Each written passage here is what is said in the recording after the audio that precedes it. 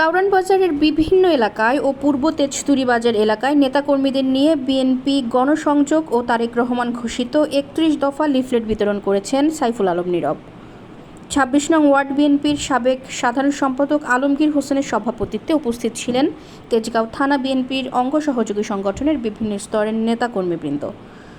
সংযোগ পূর্ব সংক্ষিপ্ত সমাবেশে সাইফুল আলম নীরব বলেন, যারা ধর্ম নিয়ে ব্যবসা করতে চায় তারা কখনোই সফল হবে না, কারণ এই দেশের ৯০% মানুষ মুসলিম। জনগণই তাদের এই ছলচাতুরি প্রতিহত করে দেবে।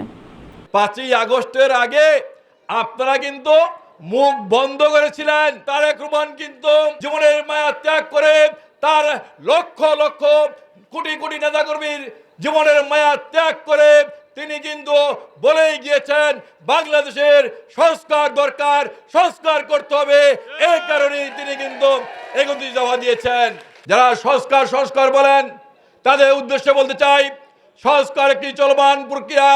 যতদিন পৃথিবী থাকবে, যতদিন দেশ থাকবে, ততদিন সংস্কার চলতেই থাকবে।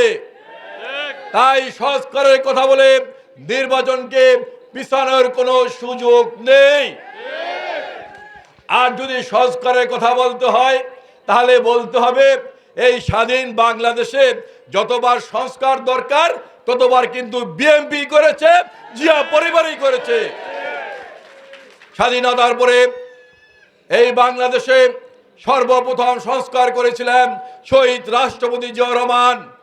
সংবিধানের সাথে বিসমিল্লাহির রহমানির রহিম সংযোজন করেছিলেন।